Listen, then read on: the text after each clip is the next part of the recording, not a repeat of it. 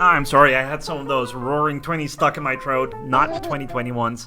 And because of popular demand, I'm going to show you how we made Cupsouls. A lot of people have been asking us, how did you do it? How did you make it exactly like Cuphead? And I'm going to show you how we did it step by step by creating a little project, a little character, and a little background from scratch on this video.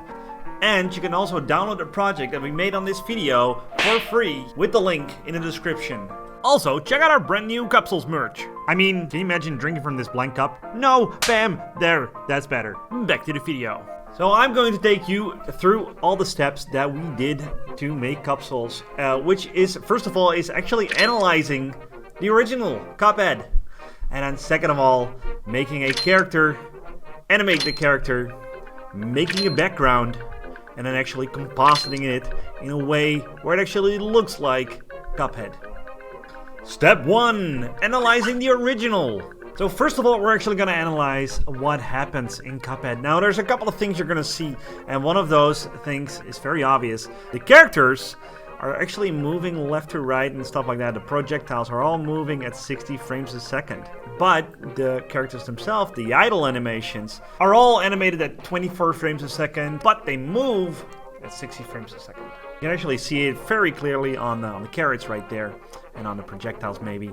Some of the other things you can see, like there's a lot of textures going on. The backgrounds are actually more watercolored, while the foreground is actually more thick lines, more inky lines. One of those other things you're gonna see is obviously the jittery projector effect. We can actually see the projector effect really well now. And there's one more thing, that's the lens of the projector actually has like a RGB displacement, and we're actually gonna add that too on our project. So with all these things in mind, we should be able to recreate our version. There's a couple of things we're gonna do. We're gonna cheat a little bit. We're not actually going to do it the way Cuphead did it, with the frame-by-frame animation on cells and stuff like that. We're gonna keep it a lot simpler, especially for this project, for this demo project that we're doing right now. Step 2, creating the character. Alright, time to draw the character. I got Solaire here from Cupsouls that we actually used, and I got 2 reference images. I figured, why not make Onion Knight into a Cuphead character? First of all, I'm gonna just sketch it out real quick. I figured I'd like to stay in the universe of Cuphead. I'm going to turn him into an actual onion, give him an onion mask, and then just sketching out a character that's sort of like is similar to a Cuphead character. So I'm going to skip forward a little bit. Just going to go fast forward like... There we go. So now you can see a little bit more of the character. Let's give him a Zweihander, which is a sword in Dark Souls. A two-hander. Not my favorite weapon. Not my favorite weapon of choice in a Dark Souls game. I always use a big old club. Just a stick. No Zweihander for me, no magic, just a stick. Just slapping monsters with a stick. That's how I play Dark Souls. But here I chose the Zweihander, especially because it's also in the reference images. And now it's time to actually put it into one symbol. So I'm gonna put him on outline mode in Adobe Animate. And I'm just gonna draw over it. Now here's the thing, I'm going to try and draw in layers, or in groups in this case. I'm going to start it out as groups, which means I can make all these parts move separately eventually, which is really important because I want everything to move. So as you can see, I'm drawing the head. I'm drawing his chest plates, but I'm actually going to complete the whole shape that I'm drawing and group that into one object. And this is important for later. Again, I'm going to fast forward this a little bit. So just fast forward. There we go. Magic. And as you can see, I'm drawing all the objects completely. I'm finishing all the objects. Alright, so the most important thing is that we're going to put everything on a layer now. And we do that by selecting all the layers and just going distribute to the layers. And if you did it well with the groups, then everything should be on its separate layer. And obviously the most important thing is right now we're going to color it. And I'm going to color everything at the same time by dragging over it with my tablet pen and then just clicking around, making sure everything is filled with at least a solid color. You can always adjust those colors later. And this is why I'm working in Adobe Animate, because it's really easy to draw and then fill something in because it's all vector based. It's a lot simpler. Mostly it's a lot faster. There we go. Color everything in.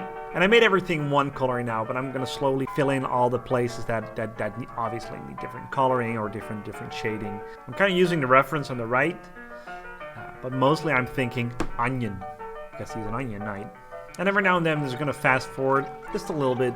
And as you can see, I'm moving the layers around a little bit because I made a few mistakes when drawing the character. I'm slowly adding in all the details, slowly adding in all the coloring, and just making sure that everything works. So there we go. We got a pretty good onion knight going on. I think I'm happy with this. Let me just add this thing in real quick, and then we're good to go to the next step. Step 3: animating the character. It is time for some animazione. First of all, I'm going to make all these layers into a classic tween. I'm actually going to make the animation the same as Solaire, make sure it has the same length. I'm animating at 60 frames a second. I don't have to, but I do. I did. And in After Effects, we're gonna lower the frame rate later again, but I'm just making sure I'm doing it this way because I'm gonna offset all the animations. So as you can see, I only use 2 keyframes and give it a cubic ease in, ease out.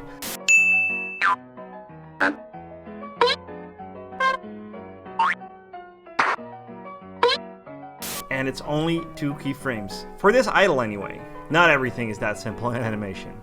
Alright, so what I'm gonna do is make everything squash and stretch a little bit. And the beautiful thing about Adobe Animate is that it's really easy to skew and squash and stretch and put everything on one keyframe, which is a downside, but it's also a lot faster to animate. It's not the best thing for complex animations, but it will do the trick for this very thing here. So as you can see, I'm just squashing and stretching everything, and here's where the layers come in. I'm gonna make sure that everything is moving, because that's what's happening in Cuphead. Everything is always stretchy, bouncing, moving. Nothing is standing still ever. And because of those armor layers, I can just like push them in a little bit and make them look a little bit more three-dimensional. So there we go, 2 keyframes, but you know, it's not there yet. Everything is moving very stiff. So we're going to change that, and the best way to do that is to offset certain parts.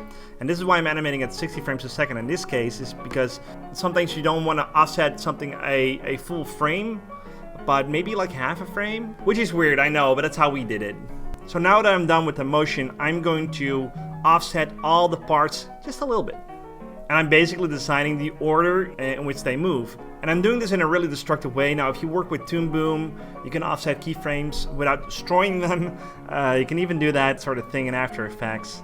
Maybe for another tutorial, but to keep it simple, we're doing it in a destructive way. And I'm just picking all the parts that I want to move later. And as you can see, it's a little glitchy right now because I didn't move all the keyframes back. So what I'm doing now is I'm going to put a keyframe at the very end and then move everything that comes after it at the beginning of the animation. I can delete those keyframes at the end. I'm keeping them in for now because it doesn't matter for the loop. And now if you play it, everything is moving with an offset. And that's just the way I like it for an animation for something like Cupsouls. Very bouncy, very squashy, very stretchy. And I'm gonna export that character later in a way where everything stays vector, so we can zoom in on it and we can still fiddle around with it in After Effects without having to export to like PNG sequences or large AV files with transparency that become huge and stuff like that. So I got a really smart way of doing that, but we'll keep that for the end. And now it's time to go to the next phase. Step 4, creating the background.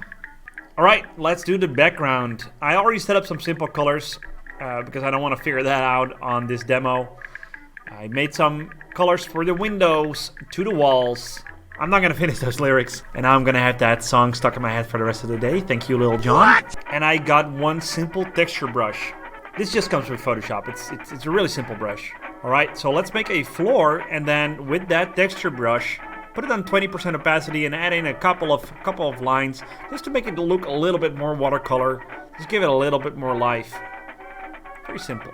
Perfect. Now let's actually add in some lines to the floor. I'm gonna take my hard round brush and make it really small, like 6 pixels is enough. Alright. 100% opacity. And just add in some quick perspective lines. There we go. Very simple. If you hold shift, you can make straight lines. And then let's blur that a little bit. Just a little bit. Perfect. Now let's add in a wall. Very simple wall.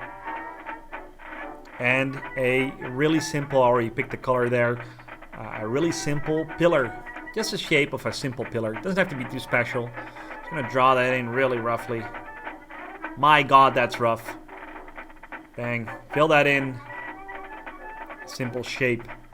And now we're gonna add in a little bit of light on the side of the pillar. Now I accidentally drew this on the same layer. Doesn't matter. I'm just gonna use my magic wand. Then add in the light. Should have done it on a separate layer, but I'm dumb. But for this demo, it doesn't matter. Just a few lighter touches. There's gonna be a window in the middle, so there needs to be some light on the left side of that pillar. A little bit of shadow on the other side. Just a little color. It doesn't really matter. We're gonna blur. We're gonna do a lot in compositing later, so whatever this background is gonna be, it's fine if it's rough. All right, so let's flip that. Doing this really rough. Doesn't matter, just scale it, that's fine. And now it's time to add in the window. Let's put it in between the floor and the wall. Take that hard round brush, very simple. Opacity 100, just add in that window. Really simple shape, doesn't have to be too special. There we go. Right, so I'm gonna make this a clipping mask, and then with a really small round brush, I'm just gonna add in a few edges, nothing special. There we go. It's really rough. That's fine for this demo. And a line in the middle. And you know what? I'm gonna use the symmetry option, so I can just make some leaded glass real fast. See the results right away. Let's just do something really simple. Just a few lines here and there. Doesn't have to be too special. Blur that a little bit, and I'll add in another layer under the black lines and add in a little bit of light, just so we can give it a little glow. And let's add that light to the floor as well, in the center. Just a soft brush, 10% opacity, add as much as feels right. And also a little bit of shadow in between the edges. And you may know this technique from video games or maybe 3D software. It's called ambient occlusion. And that means that in between corners, light doesn't come that often. So it's darker in the corners, and it actually helps make this 3D effect pop a little bit more. Now this example is not that interesting, but I'm going to show you in a different tutorial how we make backgrounds look really three-dimensional even though they are not. Alright, so I'm gonna add a couple of more lines to this leaded glass. Nothing special, just a couple lines. That may not look like much now, but in the end, it's gonna be fine. Alright, time to actually add in a little bit of overlay. I'm gonna put a little texture over it. And I'm gonna do that by making a black fill and then adding some noise. There we go. A little dust and speckle. Just something, nothing too interesting. Add in a little Gaussian blur and then crunch those up with levels. See what works best. I think that this works fairly well. It's okay. Now let's add in a blend mode. Let's go with overlay. And then just go really low, just to give it a little bit of extra. It's subtle, but you're gonna notice in the end. Alright, last step we're doing for this is actually simply adding a paper texture. Just go to Google, type in paper texture. I'm not talking about crumbly paper. I'm actually talking about like the actual paper texture. There we go, that will do. Very good. Just copy that, paste that in, make it larger. And it's fine if it's gonna be a little bit blurry. Find the right blend mode. Let's go with linear burn will do. And then lower the opacity quite a bit. There we go. Little paper texture. It's subtle. Again, it's subtle, but it will help a lot. Blur that a little bit. Alright, I'm just gonna make that window taller, and then that will work for me. Alright, time to bring it all together in the next and final step. Step 5 is bringing it all together. But before we continue to the final step, here's a word from our sponsor, which is you. It's you. It's you! If you want to see us make these videos full-time, not only this one, but all the videos we make on our channel, please consider supporting us on Patreon. You can get rewards and get behind the scenes, and we will put you in the credits at the end of every video. And on some tiers, there's actually personalized drawings and even animated loops made by one of us. So be sure to check it out. It would be greatly appreciated if you want to help us out on Patreon, and that way you can help us work on these videos full-time. But now, back to the final step, compositing. Alright, let's bring it all together. As you can see here in the original, we brought it all together and everything is moving and everything is looking like it would be Cuphead. So that's what we're going to do right now. It's going to be really simple, but it's going to give you a good idea on how we do it.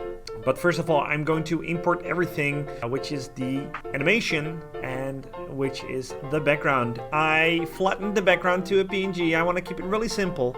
And I'm exporting the Flash file or the Adobe Animate file that we just animated with Onion Knight as a SWF, a SWF file. Swiffy the Swaffle, I like myself a waffle. Which is actually a Flash player file, and you may be thinking, but Flash is dead. It's not. It's the web Flash player support that is gone. But the Flash player itself is actually still going, which means you can get really small files that are basically animated vector files, and you can scale them endlessly. And I will show you in a second how I'm doing that. So if you turn on this little sunshine icon, which is continuous restoration, fancy word, but it basically means is that it will scale up and will stay smooth. It will keep recalculating, which is how we do almost all the animation in our projects. So right now the animation doesn't loop, so I'm going to loop the animation by right-clicking the file and then going interpreted footage and saying main, and then I will put it to 100 loops, which is good enough. But as you can see, it's not looking like Cuphead yet. We just slapped the two together. That's not enough. As you can see, it's way too smooth, first of all, and second of all, it's not really in the scene. Now, if you look at the original Cuphead, you will see that everything is embedded a lot more. We can see shadows, we can see a little there's a lot more depth going on. And most important, it has wiggly lines. It has like jittery, wiggly lines. And that's actually what gives that hand-drawn effect. So we're going to add a couple of effects. First of all, we're going to add roughen edges, which is just basically going to roughen the edges. And if I play with evolution, you can see that the edges are going to wiggle a little bit, but that's just the edges. There we go. So if I animate the evolution by clicking the little stopwatch there, and then going to the end of the scene, and I will say 10 evolutions. And you can see a subtle animation. It's subtle, but it's there. Now let's add in turbulence displays, and it's actually one of my favorite effects, and I can do a lot with that. If we just drop turbulence displays on there, you can see it gets all whoa, and that's not supposed to happen. But if you make the amount and size really small, and then you play with the evolution, you will actually get a sort of jittery line. Depends on how much you want. But let's go with a smaller amount, and then 15 and 10 is good. And then again, let's animate the evolution, let's say 30 rotations, and it looks like a liquid now. And well, that's not really what we want. Let's actually boost those keyframe numbers up by making it go 100 rotations, which would make it look a lot more jittery, but it still looks like Jello a little bit. And one of the things we're going to do right now is posterize time, and that's another effect that I really like, and it actually lowers the frame rate. In this case, I'm lowering it all the way down to 12. Now, I said Cuphead was 24, but for most of the animations we did 12 to make it look even more hand-drawn. There we go. Let's play that, and as you can see, it kind of looks a little bit hand-drawn now. Without, that's really smooth, nice too. But and then with, it now looks hand-drawn. So roughen edges, turbulence displays, posterize time, even though it's 60 frames a second. And I can still move the character left and right on 60 frames a second, just like Cuphead. Now let's pre-compose Onion Knight before we add a gradient overlay. So we pre-compose and give it a name, Onion Knight. So another thing we do is adding a little gradient overlay. That's simply by going right-click layer styles and then gradient overlay. Now obviously that's the standard, so let's turn that around and make the black start at the bottom. And let's do multiply. And now it's already a little bit more in the scene, like all the darkness is under him. Now let's add a little shadow. Just a simple shape layer, no stroke. Put it under Onion Knight. Add a little Gaussian blur, and then lower its opacity. Now you can see it becomes more part of the scene. So there's a couple of more things that we've done. For example, if you look at this adjustment layer, I know I'm getting a little technical here and there in After Effects. It has a couple of things, and one of those things is a RGB displacement, and another thing is another Gaussian blur. So let's start with blurring the whole scene. 8 pixels looks alright, but let's go with 6 pixels, and that looks pretty good.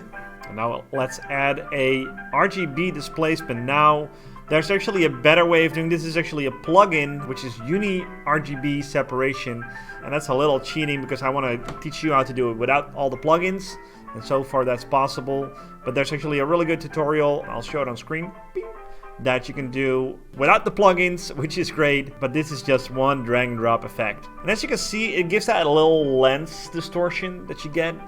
So let's animate the radius. I want it to flicker a little bit because like the lamp is not perfect. And I'm actually gonna alt click, and this is gonna be a little advanced, but bear with me. It's the simplest of expressions that I'm going to add, and it's going to be a wiggle. If we alt click the stopwatch here on radius, I'm just going to type a wiggle parentheses 15, which is how many times it's going to wiggle per second, and then 2, which is the value. And let's do the same for angle. Let's say wiggle parentheses 15 and then 20, which is perfect, 20 degrees. Now it's a little much, but I really wanted to show you guys the difference between a flat image and a composited image. So I also got, I already have it right here, I also have some scratches, and that's just an MP4 that I found. I'm going to drop that in, scale that up, and then I am going to set that to multiply, because the white will stay white and the black will actually embed into it. But on the original, we actually inverted the colors and all the dust and scratches were white instead of black. So I'm going to invert that, and instead of multiplying, I'm going to add. And you get those nice white spots. Put it behind the adjustment layer because we also want the RGB displacement to happen on the projector effect. There we go. That's actually looking pretty good. I'm really happy with this.